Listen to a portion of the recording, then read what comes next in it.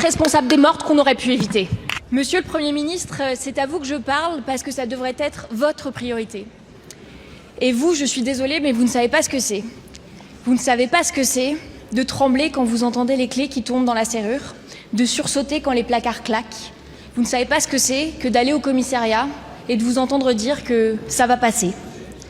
En 9 jours, 6 femmes ont été tuées par leur conjoint ou leur ex-conjoint. Alors le temps passe, les associations alertent, les moyens manquent et les femmes meurent. Si le temps du festival de Cannes, 6 acteurs étaient morts, ce serait l'effroi sur ces bancs. Mobilisation générale, minute de silence, hommage national, réaction de Matignon. Tout ce pays serait à l'arrêt.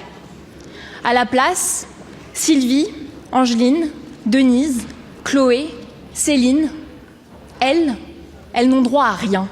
Ah si, éventuellement une pensée émue sur Twitter de vos ministres. Pardon, mais votre job, c'est pas les pensées émues sur Twitter ou les condoléances. Votre job, c'est l'action. Et ça fait 10 ans que vous êtes au pouvoir. Ça fait 10 ans qu'on nous parle de grandes causes du quinquennat. Et vous savez ce qui se passe ? Il se passe qu'il y a sur ces bancs aucune parlementaire féministe qui vous croit, aucune association, aucune famille de victimes, aucune victime pour croire quoi que ce soit de ce que vous pouvez annoncer.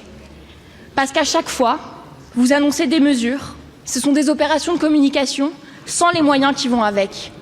Et vos belles paroles, sans argent pour sauver nos vies, on n'en veut plus. Monsieur le ministre, ma question est simple. Il faut encore combien de femmes tuées ? Et notre réponse, elle est tout aussi simple. On veut une loi cadre, on veut 3 milliards et une mobilisation générale de l'État. Merci beaucoup, Madame la députée.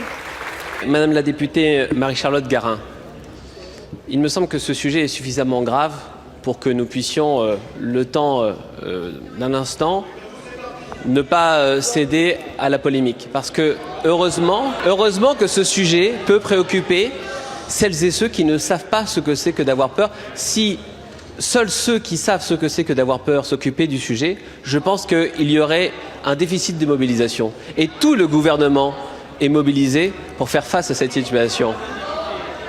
Quand autant de femmes meurent sous les coups de leurs conjoints ou d'ex, quand autant de femmes sont victimes de violences, quand autant de femmes passent à l'acte et se suicident ou font des tentatives de suicide, toute la nation doit être mobilisée. C'est ce qu'a fait le gouvernement face aux 274 000 victimes de violences conjugales.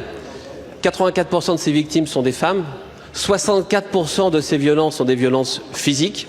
Et c'est la raison pour laquelle les moyens d'ores et déjà ont été renforcés. Depuis le Grenelle de 2019, prenez simplement les faits, Madame la députée. Les faits. Il y avait des téléphones grand danger qui étaient déployés. Il y en avait moins de 1000 dans notre pays. Il y en a aujourd'hui plus de 7000. Des bracelets anti-rapprochement, il y en a plus de 660 déployés dans tout le pays qui ont permis de protéger plus de 3500 victimes. Voilà des faits concrets qui nous permettent d'avancer. Des moyens, il en faut, nous en avons mis davantage. Et j'imagine que lors des prochains débats budgétaires, vous ferez partie de celles et de ceux qui soutiendront l'accroissement de ces moyens. Madame la députée. Vous nous baladez. Le dernier budget, vous avez baissé les moyens sur le programme 137. Aujourd'hui, on sait ce qu'il faut faire. Quand vous regardez l'Espagne, il y a des moyens en plus, et il y a des mortes en moins. Et comme vous savez exactement ce qu'il faut faire, c'est mettre l'argent, vous êtes responsable des mortes qu'on aurait pu éviter.